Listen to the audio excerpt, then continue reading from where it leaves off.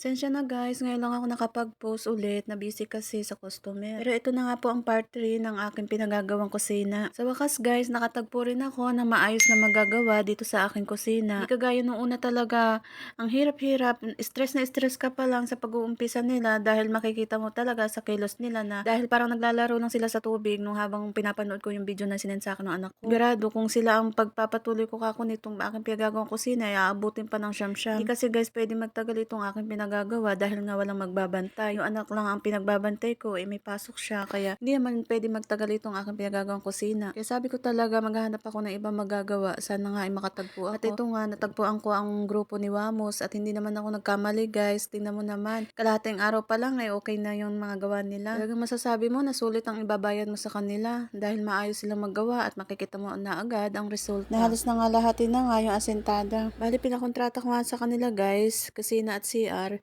is 42,000. Hindi pa kasama yung tiles saka yung pintura, pati yung mag-iistila ng mga ilaw. Hindi ko lang sure guys kung mahal ba yun or mura. Paki-comments nyo naman dyan kung sino nakakaalam na mga pakontra-kontrata ng ganyan dahil wala talaga akong alam sa pagpapagawa ng bahay na yan. Kaya sana naman bigyan nyo ako ng ideya guys kung mababa ba o mataas itong aking pinakontratang kusina.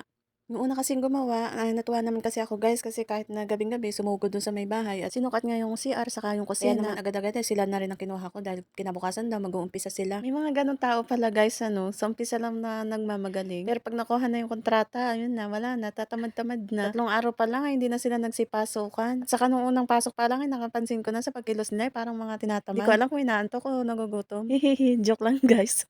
Yun nga. So, thanks for watching. Continue ko na lang kayo at i-update dito sa mga next na videos na ipapagawa ko dito sa aking kusina.